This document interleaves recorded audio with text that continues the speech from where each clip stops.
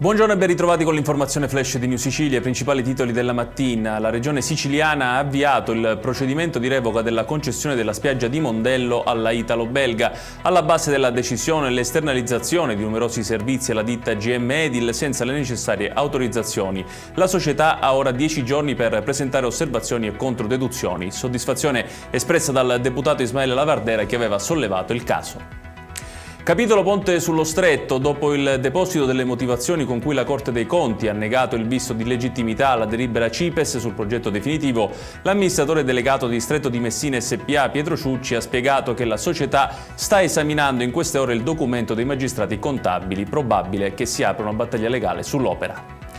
Nuova tragedia sulla statale Palermo-Sciacca, dove questa mattina si è verificato un incidente stradale, coinvolte 2 auto che si sono scontrate frontalmente. Pesantissimo il bilancio con 2 vittime, madre e figlia di Monreale, che viaggiavano su uno dei 2 mezzi.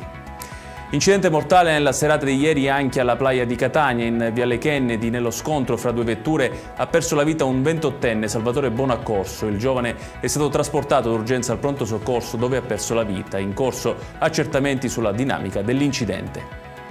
I carabinieri hanno arrestato il 30enne Alberto Forte di Paternò nel Catanese, accusato di tentato omicidio e detenzione illegale di armi. Secondo le indagini avrebbe sparato 3 colpi di pistola alle gambe di un 26enne dopo una lite lo scorso agosto. Secondo la procura, dietro i fatti si celerebbe una tensione tra gruppi riconducibili ai clan mafiosi locali. Ed è tutto per questa edizione. Tutti i dettagli su queste notizie li trovate come sempre sul nostro sito www.newsicilia.it.